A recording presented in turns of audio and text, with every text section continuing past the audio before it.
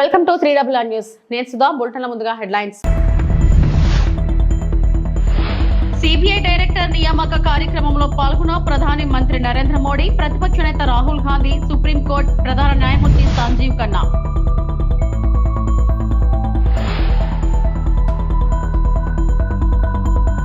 పంట నష్టంపై వైసీపీ తప్పుడు ప్రచారం, మంత్రి పార్థసారథి.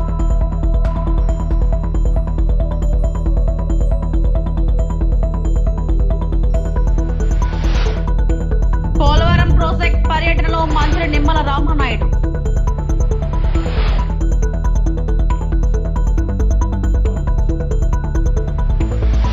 సిబిఐ డైరెక్టర్ నియామకానికి సంబంధించి ప్రధాని నరేంద్ర మోడీ నేతృత్వంలోని కమిటీ సమావేశంలో ప్రతిపక్ష నేత రాహుల్ గాంధీ, సుప్రీంకోర్టు ప్రధాన న్యాయమూర్తి సంజీవ్ ఖన్నా పాల్గొన్నారు. తదుపరి సిబిఐ డైరెక్టర్ ఎవరనే విషయమై చర్చించారు.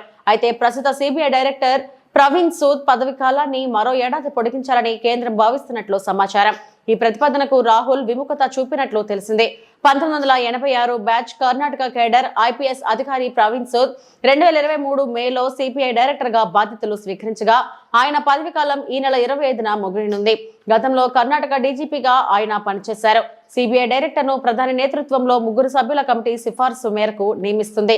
నిన్నటి భేటీలో ఏ నిర్ణయం తీసుకోలేదని, చర్చలు ఇంకా కొనసాగుతున్నట్లు విశ్వసనీయ వర్గాలు తెలిపాయి.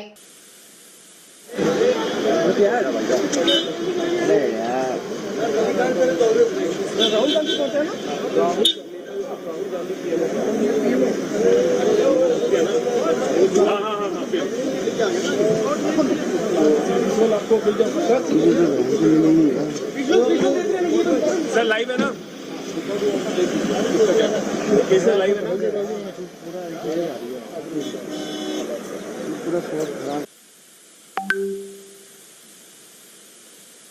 పంట నష్టంపై వైసీపీ నేతలు దుష్ప్రచారం చేస్తున్నారని మంత్రి పార్థసారథి ఆగ్రహం వ్యక్తం చేశారు. రైతులకు వెంటనే పరిహారం ఇచ్చేందుకు చర్యలు తీసుకుంటున్నట్లు చెప్పారు. ధాన్యం సేకరణలో ఫిర్యాదులు రాకూడదని సీఎం చెప్పారన్నారు. రంగుమారిన ధాన్యం కూడా కొనాలని సీఎం ఆదేశించినట్లు తెలిపారు. రైతులకు ఇబ్బంది లేకుండా కూటమి ప్రభుత్వం అన్ని చర్యలు తీసుకుంటుందని మంత్రి స్పష్టం చేశారు. ప్యాడీ ప్రొక్యూర్మెంట్లో ప్రొక్యూర్ చేయలేదనే కంప్లైంట్స్ రాకోకుండా అధికారులు తగు చర్యలు తీసుకోమని చెప్పేసి కూడా ముఖ్యమంత్రి గారు చాలా స్పష్టంగా చెప్పారని చెప్పేసి మనం చేస్తాం. ఈ డిస్కలర్ ఎందుకంటే వర్షాలు వచ్చినప్పుడు కొంత రంగు మారటం అనేది ఎప్పుడు జరిగేదే. రంగు మారినా కూడా ధాన్యాన్ని పూర్తిగా కొనమని చెప్పేసి ముఖ్యమంత్రి గారు స్పష్టంగా ఆదేశాలు ఇచ్చారు. ఏ రైతు కూడా రంగు మారితే భయపడాల్సిన అవసరం లేదు. వారి ధాన్యాన్ని ప్రభుత్వం కొంటదని చెప్పేసి కూడా మనం చేస్తా ఉన్నా. నేను ఒకవేళ లాస్ ఈ వర్షాల మూలంగా లాస్ తక్కువ ఉంటే గనక అది రాష్ట్ర ప్రభుత్వమే భరిస్తుందని చెప్పేసి, అదేవిధంగా పెద్ద ఎత్తున నష్టం ఏదన్నా జరిగి ఉంటే గనక ఈ డిస్కలర్ ద్వారా కానీ వేరే ద్వారా కేంద్ర ప్రభుత్వ సహకారం కూడా తీసుకుని నష్టపరిహారాన్ని అందిస్తామని చెప్పేసి ముఖ్యమంత్రి గారు చెప్పారు. కాబట్టి రైతులకి ఎటువంటి ఇబ్బంది లేకుండా ఈ ప్రభుత్వం అన్ని చర్యలు తీసుకుంటుందని చెప్పేసి మనం చేస్తాను. పోలవరం ప్రాజెక్టు పర్యటనలో మంత్రి నిమ్మల రామానాయుడు ఎగువ కాఫర్ డ్యాం బలోపేతం చేసేలా నిర్మిస్తున్న buttress dam gap 2D wall పనులను పరిశీలించిన మంత్రి Nimmala. Panel of experts team ను కలిసిన మంత్రి నిమ్మల పోలవరం ప్రాజెక్టు 2027 డిసెంబర్ నాటికి పూర్తి చేయాలనే లక్ష్యం పెట్టుకున్నామని నిపుణుల కమిటీకి తెలిపిన మంత్రి నిమ్మల, ముఖ్యమంత్రి చంద్రబాబు పోలవరం ప్రాజెక్టును మొదటి ప్రాధాన్యత ఇస్తున్నారు. అందుకే ప్రమాణ స్వీకారం చేసిన వెంటనే పోలవరం ప్రాజెక్టును సందర్శించారు.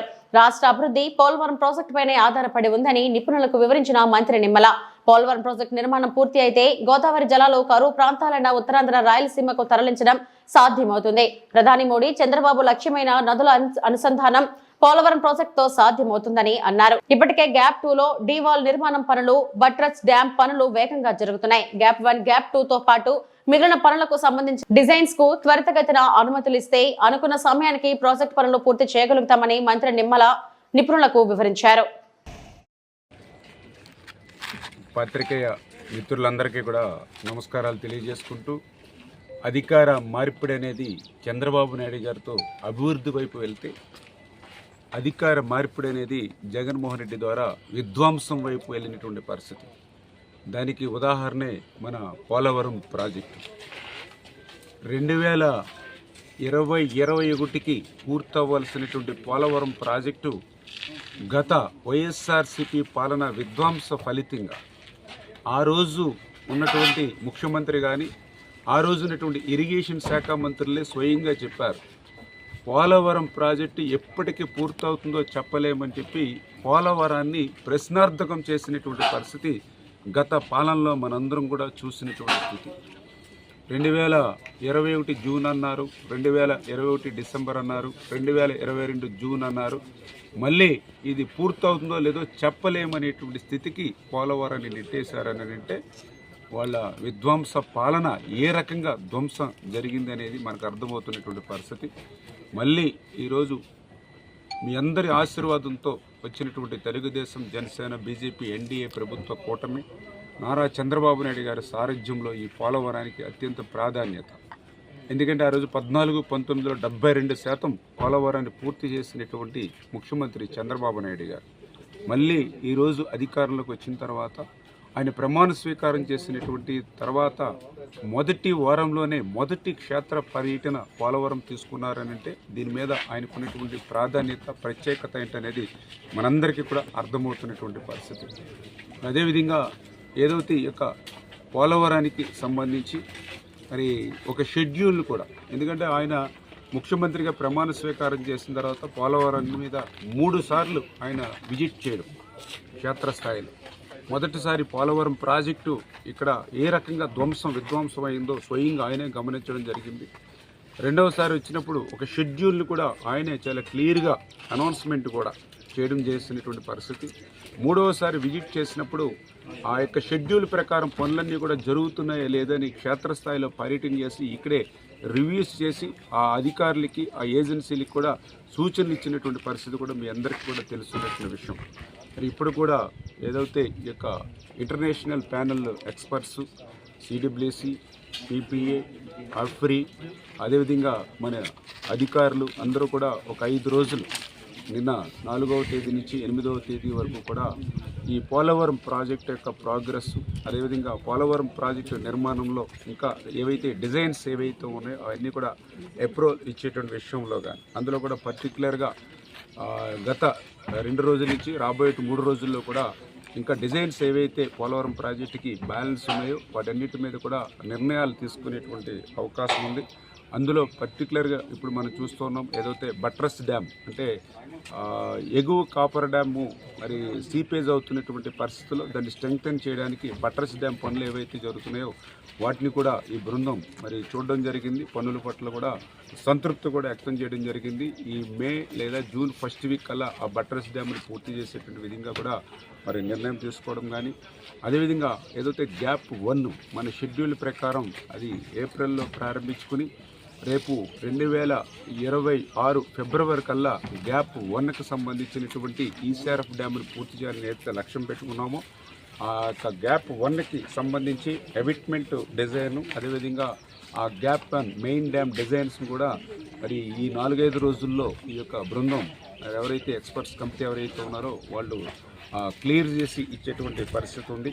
అదేవిధంగా గ్యాప్ 2కి సంబంధించి ఈసీఆర్ఎఫ్ డ్యామ్ కూడా 2025 నవంబర్లో ప్రారంభించి 2027 డిసెంబర్కి గ్యాప్ 2 ఈసీఆర్ఎఫ్ డ్యామ్ కూడా పూర్తి చేయాలని, దానికి సంబంధించి ఇంకా డిజైన్స్ని ఫైనలైజ్ చేయవలసిన అవసరం ఉంది. ఏదైతే ఈ యొక్క ఎక్స్పర్ట్స్ కమిటీ కూడా ఈ 4-5 డేస్లో ఆ గ్యాప్ 2కి సంబంధించినటువంటి డిజైన్స్ని కూడా ఫైనలైజ్ చేసుకుని, అదేవిధంగా ఏదైతే మరి ఇక్కడ క్లే ట్రీట్మెంట్ ఏదైతే ఉందో దానికి కూడా డిజైన్స్ కూడా ఫైనలైజ్ చేసేటువంటి పరిస్థితి ఉంది. ఇంకా ఏదైతే స్పిల్ ఛానళ్ళు, అప్రోచ్ ఛానల్కి సంబంధించినటువంటి బ్యాలెన్స్ పనులు కానీ, గైడ్ బండ్కి సంబంధించిన రిపేర్స్ కానీ ఏవైతే ఉన్నాయో వీటన్నిటి మీద కూడా ఈ 4-5 రోజుల్లో మరి ఇక్కడే ఉండి స్వయంగా పర్యవేక్షిస్తున్నటువంటి ఎక్స్పర్ట్ కమిటీ త్వరితగతంగా ఈ డిజైన్స్ని మనం ఆమోదించి మాకు ఇచ్చినట్లయితే ఈ పనులను అనుకున్నటువంటి సమయానికల్లా పూర్తి చేయగలుగుతామని చెప్పి నేను కూడా వాళ్ళు కూడా రిక్వెస్ట్ చేసి ఏదైతే ఈ యొక్క ఇంటర్నేషనల్ ప్యానెల్ ఎక్స్పర్ట్స్, అదేవిధంగా సిడబ్ల్యూసి, పిపిఏ. అంబేద్కర్ కోనసీమ జిల్లా ముమ్మిడివరం పాలు అభివృద్ధి కార్యక్రమంలో పాల్గొన్న ప్రభుత్వ విప్ ఎమ్మెల్యే దాట్ల బుచ్చిబాబు అన్నంపల్లి గ్రామంలో కుట్టు మిషన్ శిక్షణ కార్యక్రమాన్ని ప్రారంభించారు. గాడిలంకలో గుత్తల సాయి ఆధ్వర్యంలో ఎమ్మెల్యే బుచ్చిబాబు సుమారు 1 కోటి రూపాయలతో సీసీ రోడ్డును ప్రారంభించారు. అదే గ్రామంలో ఎలక్ట్రికల్ ట్రాన్స్ఫర్ ను ప్రారంభించి మెయిన్ ఆన్ చేసి లైట్ వెలిగించారు. ప్రభుత్వం విప్ దాట్ల బుచ్చిబాబు మాట్లాడుతూ రాష్ట్ర అభివృద్ధి ధ్యేయంగా ప్రతి నిమిషం కష్టపడుతున్న వ్యక్తి రాష్ట్ర ముఖ్యమంత్రి చంద్రబాబు నాయుడు, పవన్ కళ్యాణ్ అని ఆయన అన్నారు. మహిళలకు పెద్దపీట వేయడానికి ప్రభుత్వం అండగా ఉంటుందన్నారు. ఇప్పటికే మహిళలకు 3 సిలిండర్లు ఇస్తున్నాము. వచ్చే నెలలో కుటుంబంలో ఎంతమంది పిల్లలు ఉంటే అందరికీ 15,000 రూపాయలు ఇవ్వడానికి ప్రభుత్వం నిర్ణయం తీసుకుందన్నారు. ఈ నెలలో 20 ఖాతాలలో 20,000 రూపాయలు జమ చేస్తామని భరోసా ఇచ్చారు.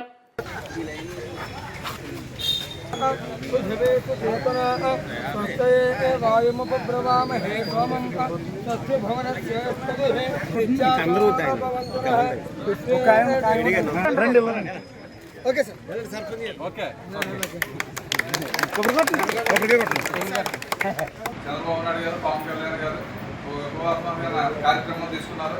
మరి అన్ని చోట్ల కూడా మనం బ్రహ్మాండంగా ఓపెన్ చేసుకున్నాం. పెద్ద ఎత్తున మహిళా సోదరి మనందరూ కూడా రావడం జరుగుతుంది. దీన్ని నరేంద్ర మోడీ గారిని తీసుకొచ్చి మళ్ళీ పునర్నిర్మాణం చేశారు. ఎందుకంటే మన రాష్ట్ర భవిష్యత్తు గురించి, రాష్ట్ర ప్రజల గురించి.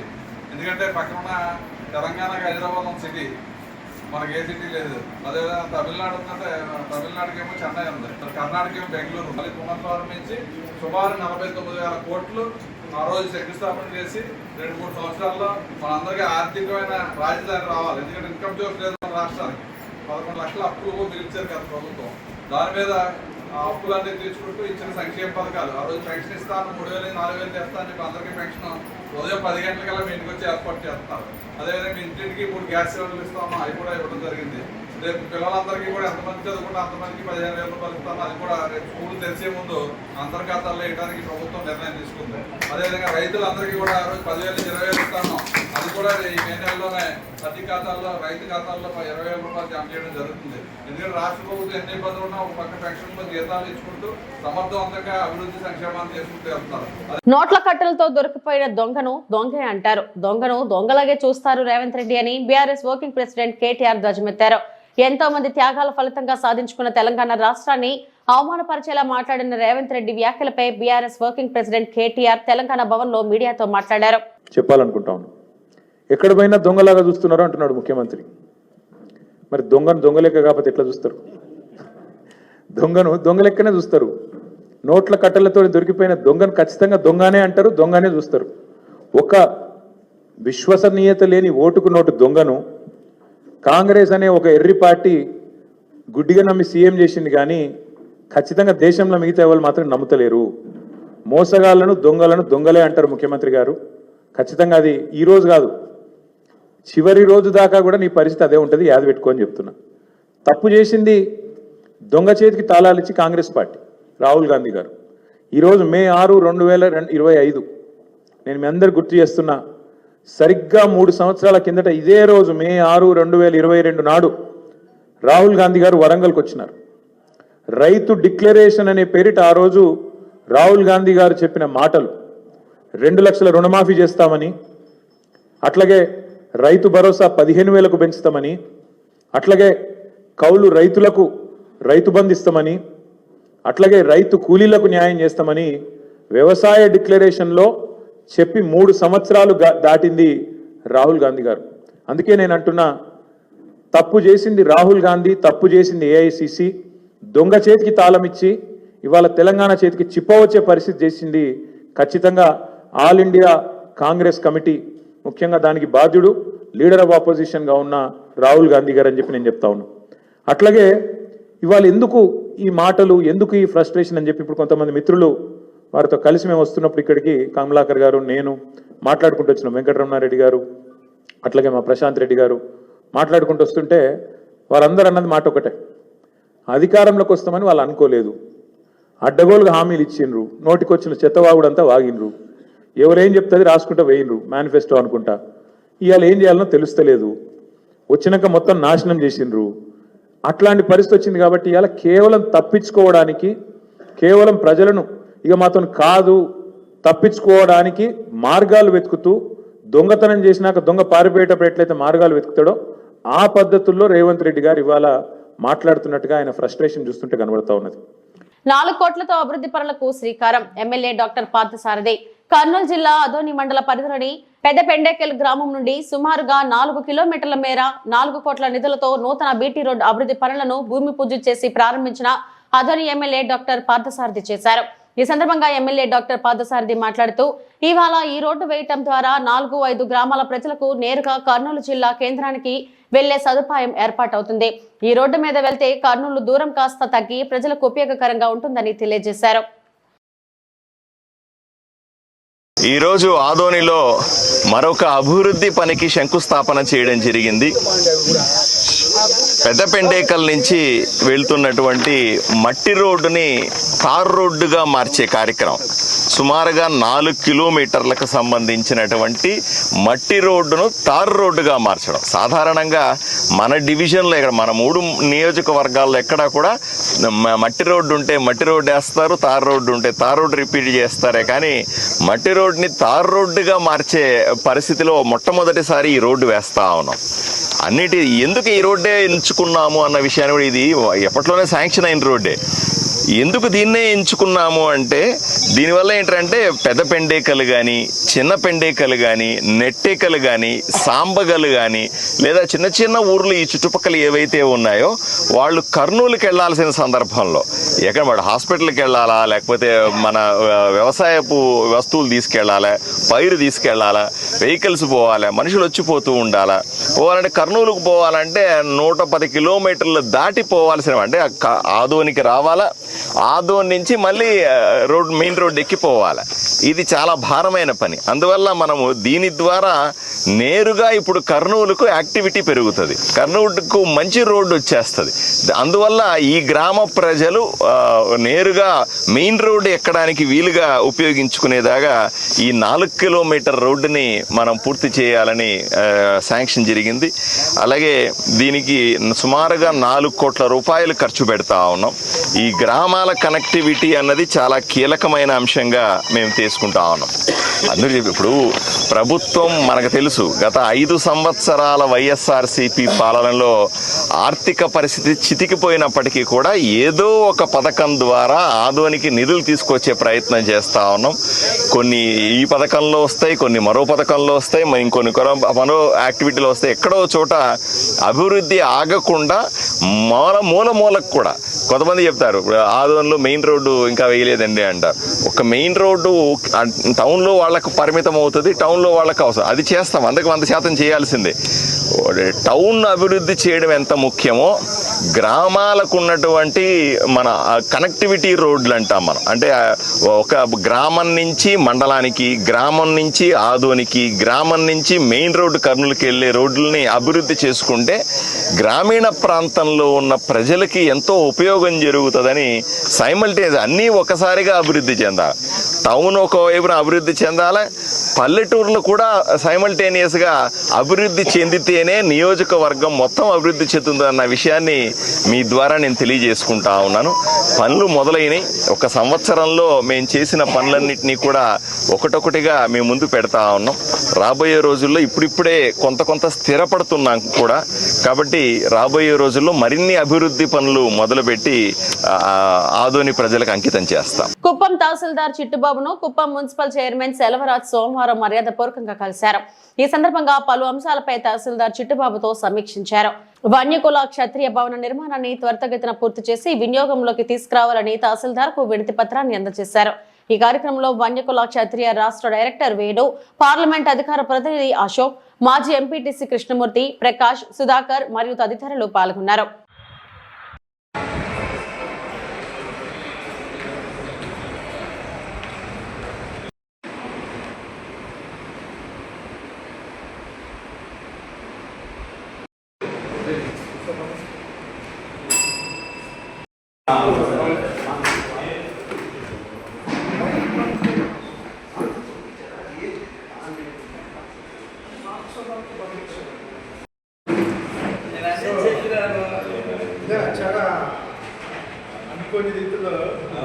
కుప్పం పట్టణంలో వెలిసిన శ్రీ ప్రసన్న తిరుపతి గంగమాంబ దేవాలయం జాతరకు నేడు రాత్రి చాటింపు నిర్వహించనున్నారు.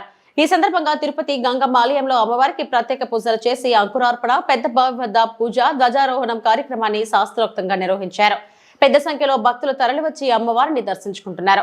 కార్యక్రమంలో ఎమ్మెల్సీ కంచల శ్రీకాంత్, ఆలయ committee chairman Ravindra Chandrababu, TDP నేతలు రాజ్ కుమార్, గోపీనాథ్ తదితరులు పాల్గొన్నారు.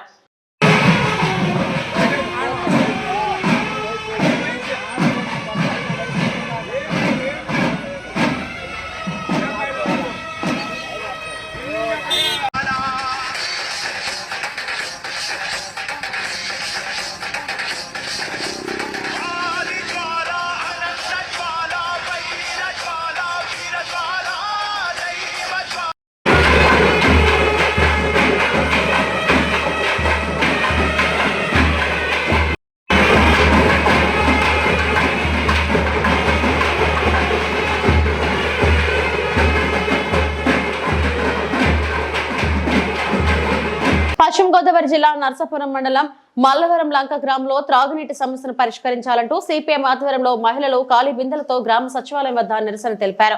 5 రోజులుగా నీటి సరఫరా లేకపోవడంతో గ్రామస్తులు తీవ్ర ఇబ్బందులు పడుతున్నారు. చెరువులో నీటి ఉన్నప్పటికీ అధికారుల నిర్లక్ష్యంతో సరఫరా చేయలేని పరిస్థితి ఏర్పడింది. సమస్యను పరిష్కరించే వరకు ఆందోళన విరమించమని సిపిఎం నాయకులు స్పష్టం చేశారు.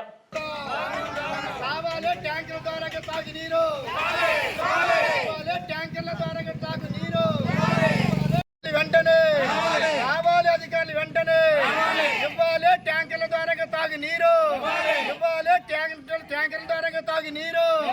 దారుణం 5 రోజులైనా మంచినీరు ఇవ్వకపోవడం దారుణం. సమస్యను పరిష్కరించాలి, తాగునీరు సమస్యను. అధికారులు వెంటనే రావాలి, ప్రజాప్రతినిధులు వెంటనే రావాలి, అధికారులు వెంటనే ఇవ్వాలి తాగునీరు. మల్లవరం లంక గ్రామంలో తాగునీరు ఇవ్వాలి, ట్యాంకర్ల ద్వారా తాగునీరు ఇవ్వాలి, ట్యాంకర్ల ద్వారా తాగునీరు. పరిష్కరించాలి మల్లవరం లంక గ్రామంలో తాగునీటి సమస్యను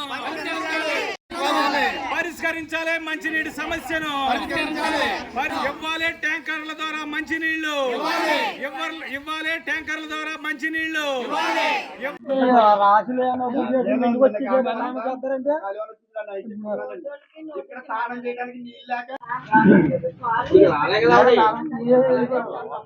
ఇవ్వాలి తాగునీరు వెంటనే ఇవ్వాలి, తాగునీరు వెంటనే ఇవ్వాలి, తాగునీరు వెంటనే ఇవ్వాలి, తాగునీరు వెంటనే ఇవ్వాలి. మల్లవరం లంక గ్రామంలో తాగునీరు మల్లవరం లంక గ్రామంలో తాగునీరు మల్లవరం లంక గ్రామంలో తాగునీరు. దారుణం 5 రోజులైనా తాగునీరు ఇవ్వకపోవడం దారుణం 5 రోజులైనా తాగునీరు ఇవ్వకపోవడం దారుణం 5 రోజులైనా తాగునీరు ఇవ్వకపోవడం. ఎం రామాంజనేయులు, సిపిఎం పార్టీ జిల్లా కమిటీ సభ్యులు. ఈరోజు తాగునీరు సమస్య మీద నరసాపురం మండలం మల్లవరం లంక గ్రామ సచివాలయం దగ్గర మేము ధర్నా చేస్తున్నాము. దీనికి ప్రధాన కారణం ఈ రోజుకి 5 రోజుల నుంచి ఈ గ్రామంలో తాగునీరు అందడం కదా, అసలు ఇవ్వడం లేదు. ఈ ఇచ్చే నీరు కూడా ఎప్పుడు చూసినా నిత్యం 360 రోజులు పచ్చగానే మట్టితోటి వస్తుంది. ఇప్పుడు ఆ నీళ్లు కూడా మాకు కనీసంగానే ఏదో చేతులు కడుక్కోవడానికో, స్నానం చేయడానికో, వంట చేసుకోవడానికో లేవు. ఈ నీరుతోటి మేము వంట చేసుకుంటుంటే ఆ వండుకున్న అన్నం కూడా పచ్చగానో నల్లగానే వస్తుంది తప్ప ఇక్కడ శుద్ధి చేసి నీరు ఇవ్వట్లేదు అనేది ప్రజలు ఆందోళన పడుతున్నారు. అయితే ఈ 5 రోజుల నుంచి ఇంత పరిస్థితి ఏంటంటే ఆ నీరు కూడా రావట్లేదు. కాబట్టి ఇక్కడ మేము సచివాలయం దగ్గర ధర్నా పెట్టాము. ఇక్కడ ఇప్పుడు 10:30-11 కావచ్చు వస్తుంది. కానీ ఇంతవరకు గ్రామ అధికారులు కానీ, గ్రామ పంచాయతీ సెక్రటరీ గారు కానీ, ఇతర ఏ అధికారులు ఈ పంచాయతీ తలుపులు తాళం తీసినటువంటి పరిస్థితి లేదు. అంటే ఇక్కడ ఇంత వ్యవస్థ ఇంత దారుణంగా జరుగుతుంది అనేది ఇవాళ మీడియా ముఖంగా మేము తెలియజేస్తున్నాము. ఇక్కడ మల్లవరం లంక ప్రధానంగానే, తర్వాత మల్లవరం, లిగితిపూడి, కొప్పరి ఈ ప్రాంతంలో ఉన్నటువంటి ప్రజల్ని ఈ ఏరియాలో ఉన్నటువంటి అధికారులు కానీ, ప్రజాప్రతినిధులు కానీ మనుషులుగా చూసేటువంటి పరిస్థితి లేదు. ఎందుకంటే ఏళ్ల తరబడి ఎప్పుడు కూడా ఇక్కడ తాగునీరు సమస్య, రా వాటర్ వచ్చేస్తుంది. ఇప్పుడు అది కూడా లేదు. కాబట్టి మేము డిమాండ్ చేసేది తక్షణం సంబంధిత అధికారులు ఇక్కడికి వచ్చే వరకు ఈ ఆందోళన నిర్మించమనేది ఒకటి. ఎవరు వచ్చినా ఇప్పుడు తక్షణం ట్యాంకుల ద్వారా నీరు రప్పించి ఈ మే నెల సీజన్ అయ్యి మళ్ళీ పంటకాలం వదిలి శుద్ధి చేసి నీరు ఇచ్చే వరకు ట్యాంకుల ద్వారా స్వచ్ఛమైన తాగునీరు ఇవ్వకపోతే మేము డైరెక్ట్ గా ఎండి ఆఫీసుని కానీ, ఆర్డీ ఆఫీసుని కానీ ముట్టడిస్తాము. కాబట్టి దీనికి పరిష్కారంగా ఇప్పుడు ఊళ్ళో పైప్ లైన్ బద్దలైపోయింది అన్నారు. ఇది ఈవేళే కాదు, ఇప్పటికీ 10-15 సార్లు సంవత్సర కాలంలో పగిలిపోయింది. మరి దీనికి మాట్లాడితే నిధులు లేవని, లేకపోతే ఎవరు వర్కర్ లేదని, లేకపోతే ఎవరు పట్టించుకోవట్లేదని ఇలా ఉంటే మరి ఇక్కడ ప్రజాస్వామ్యం ఉందా, ప్రభుత్వాలు ఉన్నాయా, ప్రజాప్రతినిధులు ఉన్నాయా అని మేము అడుగుతున్నాము. కాబట్టి తక్షణమే సంబంధిత అధికారులు దీని మీద జోక్యం చేసుకుని మాకు ఒక గంటలో ఖచ్చితంగా ఇక్కడికి ట్యాంకుల ద్వారా తాగునీరు రప్పించి మొత్తం గ్రామం అంతా కూడా ఇవ్వాలి. లేని పక్షంలో ఇదే జనం వెళ్ళి మేము రాష్ట్ర రోడ్డుకి నేషనల్ హైవే మీద కూర్చుని అయినా సరే ఈ అధికారులు లొంగేస్తాము, సమస్యను పరిష్కరించే వరకు వదలమని తెలియజేస్తున్నాం. మాది మల్లవరం లంకసారం నరసాపురం మండలం. ఇక్కడ ట్రాన్స్ఫారం అప్పుడే 20 రోజుల నుంచి అప్పుడే ట్రాన్స్ఫార్ కాపర్ కాలిపోయి అన్ని అయిపోయి మన ఫీజులు కొట్టేసి ఏడిపించేస్తుంది సార్. కరెంట్ అసలు ఉండలేదు. దానివల్ల మనం కరెంట్ వల్ల మనం కరెంట్ అసలు ఉండలేదు. 1 ఫేజ్ గట్ట ఉండలేదు, 2 ఫేజ్ గట్ట ఉండలేదు. జీరోకి వస్తుంది. అసలు ఫ్రిడ్జ్లో ఇవన్నీ కాలిపోతున్నాయి, ఫ్రిడ్జ్లు కాలిపోతున్నాయి, ఈ ఇన్వర్టర్లు కాలిపోతున్నాయి. తర్వాత మరి ఫ్రిడ్జ్లో ఉన్నాయి, ఎట్టుకున్నాయన్నీ పాడైపోతున్నాయి. సంటి పిల్లలు గట్ట ఇబ్బంది అయిపోతుంది సార్ ఇప్పుడు కరెంట్ వల్ల. బాగా ఎన్నిసార్లు తీసేస్తారు ఏమో ఒక గంట అరగంట కరెంట్ అసలు ఉండలేదు. రావట్లేదు, పిల్లలు మేము ఇబ్బంది పడుతున్నాము. రెండోది కరెంట్ కూడా ఇబ్బంది పడుతున్నాం బాబా. ఏదైనా మీటర్లో కాలిపోయి ఎన్ని కాలిపోయి, ఫ్యాన్ కూడా తిరుగుతలేదు పండు మాకు, అన్ని కాలిపోయినాయి బాబు. అంటున్నారండి సార్. మరి అది మాకు మీరు మాకు న్యాయం చేసి మీరు గ్రామస్తులు ఏమి చేయరు, మీరు ప్రజల్లో ఉన్నారు కాబట్టి మీరు చెయ్యాలి మాకు న్యాయం. అర్థమైందండి. కమ్యూనిస్ట్ నాయకులైనా తెలుగుదేశం నాయకులైనా ఏ నాయకులైనా మాకు న్యాయం చేసి మాకు మధ్యాహ్నం కాలం వాటర్ రప్పించాలి. ఇవి ఇప్పటివరకు నా బులెటిన్ అప్డేట్స్. నమస్తే.